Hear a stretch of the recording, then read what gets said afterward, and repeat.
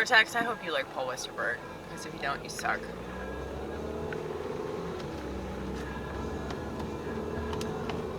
Hello, 5-0. Did you see him? They're in these new police vehicles that look even more ominous. More fear porn. Yeah. This is the album we're listening to. $5 at our local record store. That's it.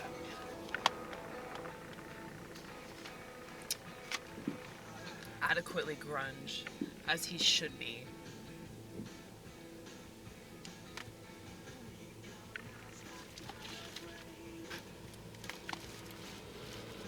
A lot of his songs sound the same, but it's okay. A lot of musicians do that.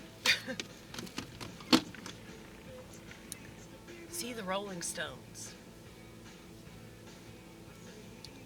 But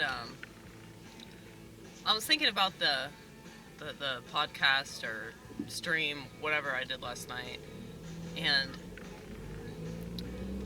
I'm actually like way more self-conscious than I put on.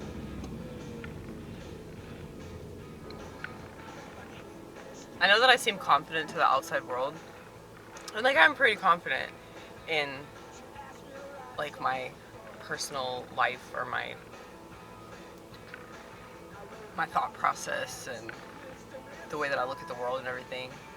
But I guess what I'm not confident about is like how I present that. And a lot of this channel is me like trying to get more comfortable putting myself out there into the world. So, be nice to me, damn it, be nice to me! Kidding, you don't have to. I actually prefer insults. Because insults help me to grow as a person, whereas, you know, people like saying nice things, well, I appreciate that. I appreciate it from certain people, okay? Because I know that they're genuine. I don't really like it when people like say too nice a thing because they sound a little narky, you know? Like I get a real like narcissistic vibe from a lot of them. Like they want to impress me, you know? And anybody that wants to impress somebody else is probably lacking self-confidence. So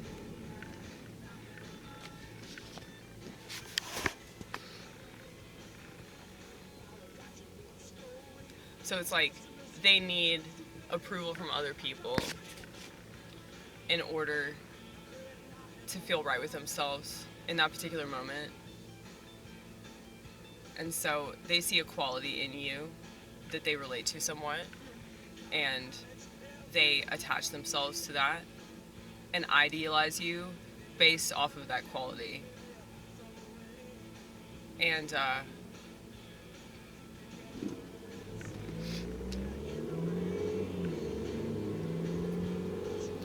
whenever you don't live up to that image that they've created for you, they will devalue you. Because they don't actually value your humanity or your authenticity. They just value that one thing about you that they really like, which is why most people leave my channel. And when I was talking with Walter Bosley last night, so it was me, my friend Todd Wood, Walter Bosley, and William Ramsey, who wrote this book. He's written several books on Aleister Crowley. And so the whole stream was about the Doors and Jim Morrison in relation to Aleister Crowley. And they were both poets, so it kind of makes sense that Jim Morrison would be really into Aleister. And Aleister worshipped the devil, whether he admitted it or not. Like, all of his poetry, all of his plays, like, literally every single thing that he wrote about was, like, devoted to that in one form or fashion. So, anyway, Walter was saying that even the conspiracy people in the chat like want to be told what to think, and not in relation to like the people in the chat last night, but just in general, that they want to be told like how to feel about certain things. And they were mad at Walter for telling them to form their own conclusions. And I was just thinking, man, if that's the thing with conspiracy people even, then there's literally no hope for anyone. Because people just want to be led in this direction or that direction. And that's why our society is so stupid. You know, and right now, you know, everybody's pigeonholing about different things. I try not to do that on this channel. I'm sorry if I do, ever. I'm sorry if it seems like I do, but that's not my intention, okay? So I don't ever want to just, like, focus on only one aspect of things. And that's kind of why I backed off of technology a little bit, because I recognize the fact that, like, people are really broken in this fallen world. And, you know, social media in particular is really destructive because it's like the only addiction I've seen that really, really feeds into, well, actually, no, I take that back. Sex and porn would feed into this as well. But social media is way worse than that, because at least with sex and porn, you got to recognize that there's some level of sickness there, because, you know, if you're addicted to sex, but especially if you're addicted to porn, there's got to be some level of shame. But with social media, it's like, because everybody's doing it, because it's such a huge part of our culture, and you know, how a lot of people run their business, how a lot of people promote their art, how a lot of people promote anything, that it's just so hard to get away from, that it's like whatever, like, dependency that people have on it that's, like, particularly toxic, it's gonna be, like, a lot harder to combat that, because it's just so prevalent in the culture. It's so prevalent in America especially, but, you know, in all Western countries, I'd say. And the West has proven over and over again that they don't care about the citizens. You know, they see us as cattle.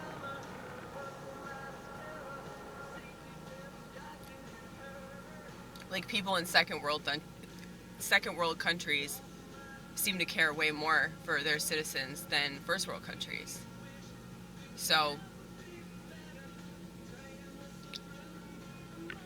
it seems like social media is an addiction that really, really feeds into our insecurity. It's like, you can say that about any addiction, like you're escaping yourself, you're escaping the world. Is that so wrong to want to escape this world? I'm sorry, but, like, I don't think that it's a disease. I don't think that, like, if you have an addiction, that means you have a disease. I mean, if you're using pills or alcohol or, you know, weed, anything to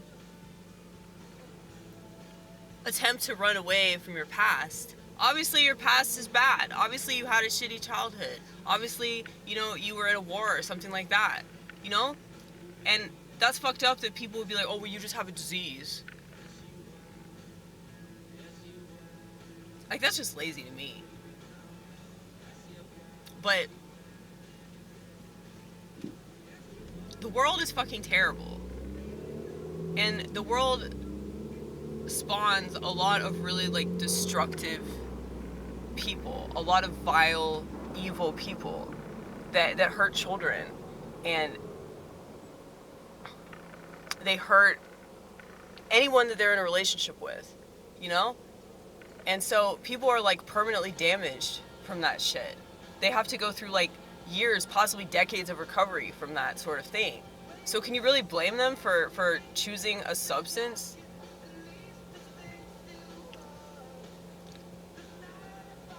I mean, I get it. I really get it.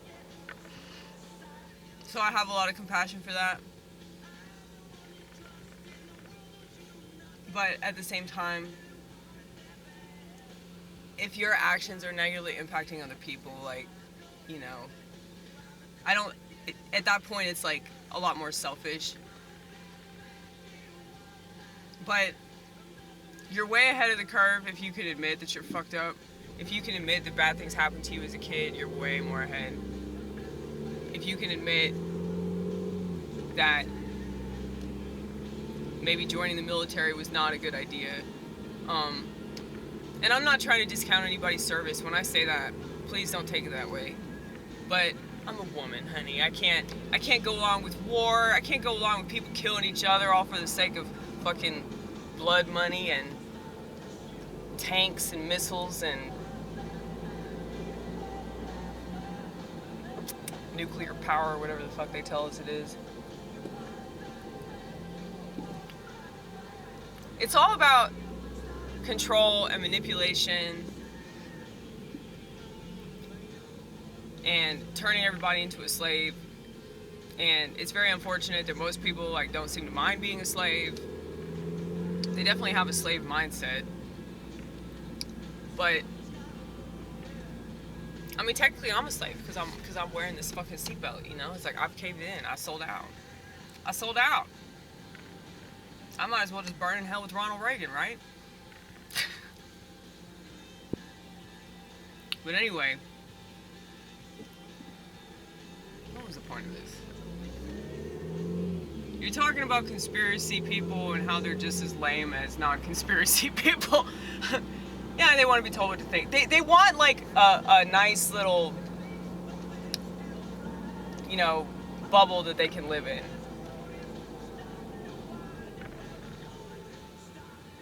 Whether their bubble is based on MSNBC or their bubble is based on nymphosaurs, you know? It's like people want some sort of structure.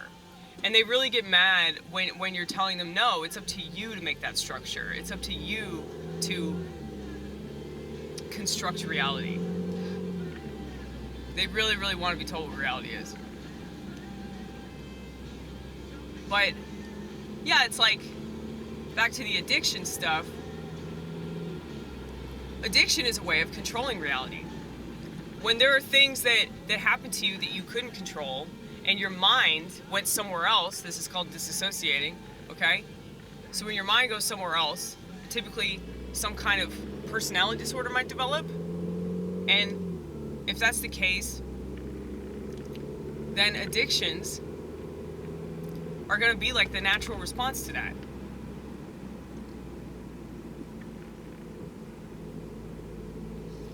So it's a really easy way to like control people for life. You know, so say somebody experiences childhood trauma, say somebody's molested when they're a kid, say their stepdad comes into their room every night and touches them, and they go somewhere else in their head, and it's like they become somebody else, you know? And this is what I'm going to try not to get flagged for this, okay? That's what the trance stuff. That's what that's about. Trance. We're in a trance. But really, people that legitimately struggle with that, they're not just scrolling on TikTok and they become convinced of some identity complex they have. I'm talking about people that like really, really deal with that as a reality, okay? Those people experience severe childhood trauma. And I'd say the same thing about homosexuals, unless like they were just poisoned by the water supply. But it seems like in today's age, people are developing severe personality disorders, severe sociopathic and narcissistic qualities without having to experience childhood trauma.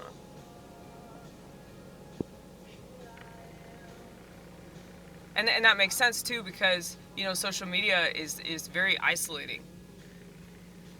And so, you know, when you're out in a public place and you're just staring at a little TV that interacts with you, why wouldn't you develop sociopathic and narcissistic traits? It's like you've already chosen to like ignore the world around you. You've already chosen to ignore like the person that's sitting across the table from you. So I don't know. It's just mental illness makes so much sense. So it's like when people are like, I just want us to get back to some normalcy. Fuck you, dude. Fuck you. The reason why I say fuck you is because you don't actually care. None of these sexist shit actually care, dude. If they did, they'd act accordingly. Their actions would line up with their words. You're just whining about it because it's inconvenient for you. You're whining about it because it's freaking you out now. People that have been freaked out initially, you called us crazy. You called us conspiracy theorists. So I hope you fucking suffer, bitch. I hope you fucking suffer. Anyway, I digress. Such a cunt. I think that I'm 1,000 times more respectable because at least I'm openly a cunt, you know? And I know it. I know it. So if I call myself that, it doesn't mean anything if you call me that. And nobody's called me a cunt, by the way. I'd like to see them try.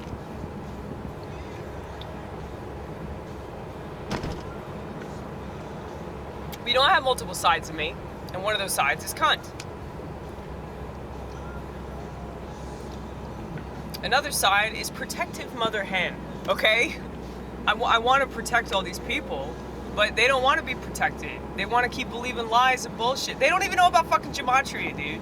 If you don't know about gematria, like, you really have no idea what's happening. I wonder when that word's gonna be fucking banned. It wouldn't surprise me.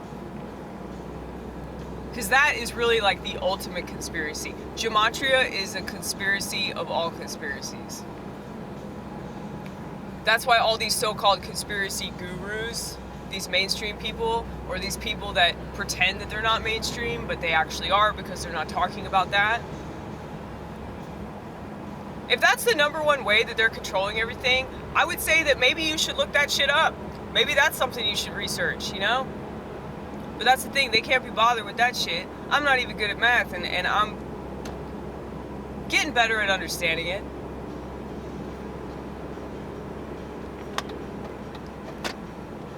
But I would highly recommend this guy. His name's Zachary Hubbard. He's had to redo his YouTube channel multiple times. This is like the 25th channel, I think. Because he spews so much truth on this channel that they just can't take it, man. They can't take it. So yeah, like, I watch his stuff, and I would rather have him just do it for me. I know that sounds lazy, but, like, I'm not good at math, and also, I'm already, like, conspiratorial enough. If I start getting into, like, the numbers and all that shit, I'm gonna lose my fucking mind. So it's more about self-preservation for me, like, why I don't get into all that. Because it's like, I've always noticed, like, certain things, like, certain repetitive phrases that they use, or certain,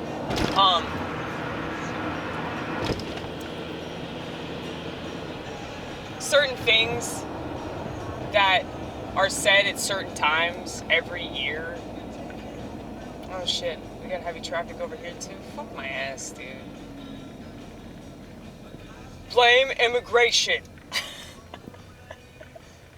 Right? Maybe I should text my manager. So at least I have the excuse.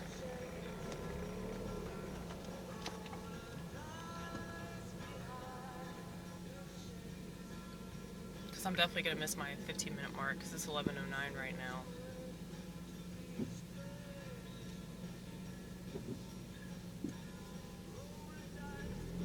You don't have to text. They're so used to you being late. It doesn't matter. And they know there's heavy traffic too. Fuck it.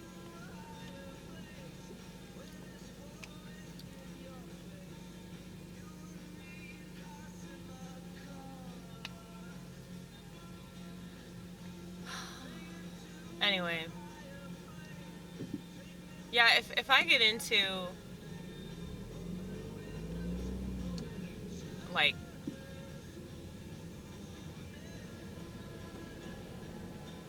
numerology and stuff like that,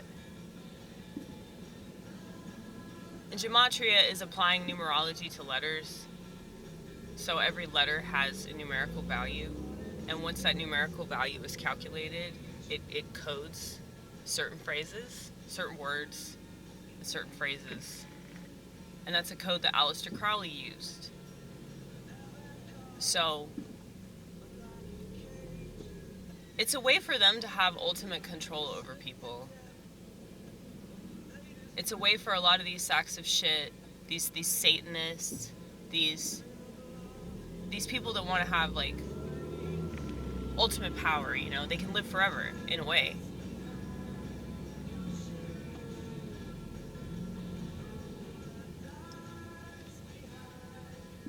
And so, if they can control the language that we use, then they can control world events. And if they can control world events, then even if those motherfuckers die, they don't really die, because their legacy lives on. You know? And that's what we were talking about last night. I mean, everyone that likes the Doors, it's like, if they're really into that, if they really like Jim Morrison, well, first of all, they're probably not going to listen to any, you know, conspiratorial stuff about him, because they see him as some sort of god, which is exactly what he wanted, and that's exactly how Aleister Crowley saw himself. So it's like, unfortunately, these people are very successful because of the dumbassery of the people. So people want to idolize somebody. They want to have some sort of hero, just like they want to have some sort of villain. That's why Donald Trump is so popular. So you have all these people in the country that think he's the hero, all these other people in the country that think he's the villain. And the news media had never been more powerful. You know? I mean, it's really a win-win for every sack of shit in America. You know?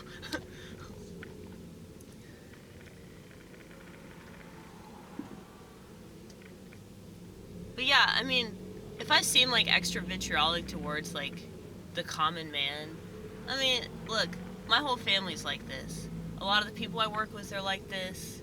A lot of the people I do comedy with, even, are like this. You'd think that people that do comedy would be a little bit more aware of stuff, but they're really not. I mean, they're politically correct. So, I know I probably sound like a hypocrite because I'm an Orthodox Christian, but don't think that I don't question the fuck out of my religion, and don't think I don't know that my religion has been infiltrated just as much as all these other religions. The difference is, there's no fear porn. No fear porn at all. That's one of the things I noticed about it immediately. They even talked about that in one of the pamphlets about orthodoxy. That religion can easily manipulate people through fear. And so they focus on hell. They focus on damnation. They focus on sin. And the Orthodoxy doesn't do that. They focus on God's love, and not in some weird-ass, LGBT freak show kind of way. So, and I also really like the way that they worship. I just feel something, and that's the whole point of going to church. When you feel the presence of God, and you want to worship God, you want to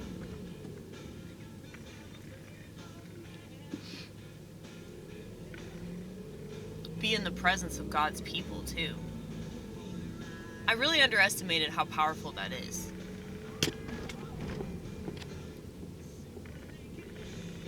Speaking of that, my priest is dying.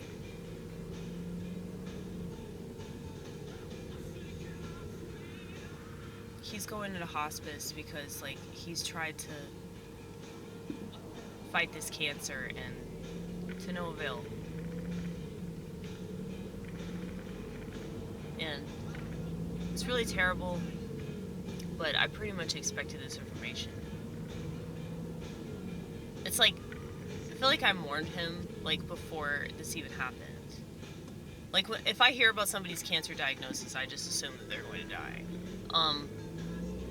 Especially living in this country where, all the medical treatment is, such fucking shit. It's all about money. So if it's all about money, then It's like they're not really concerned about preserving that person's life.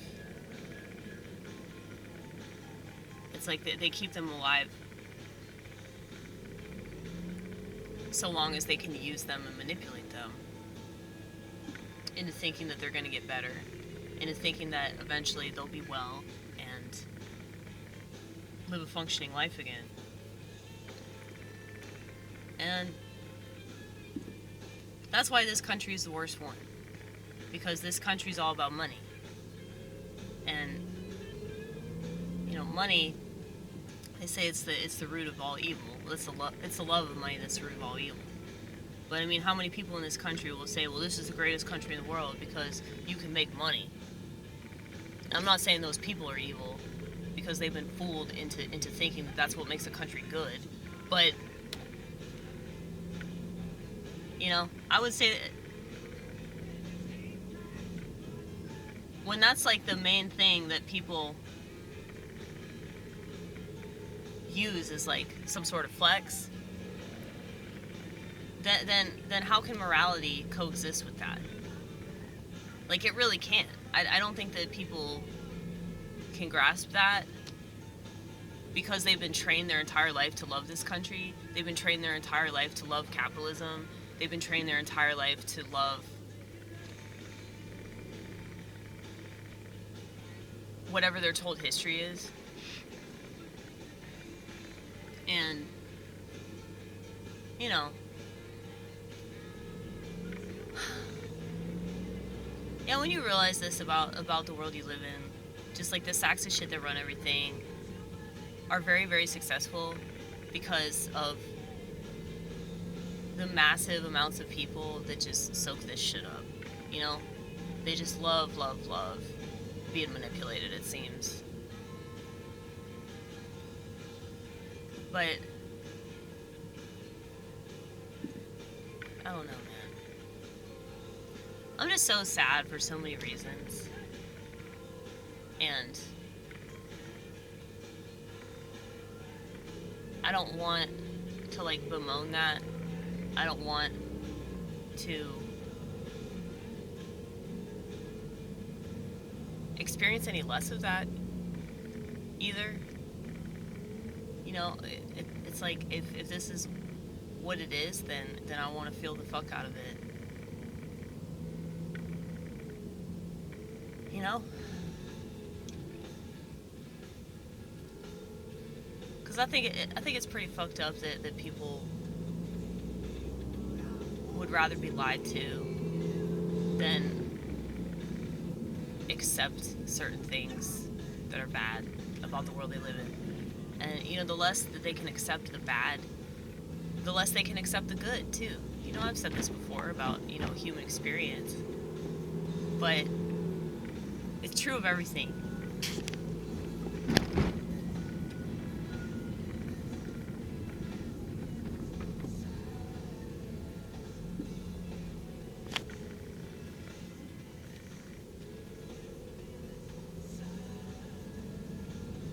That's why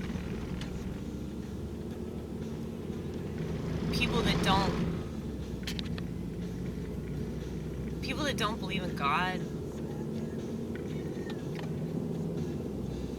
couldn't possibly know like why everything's so fucked up because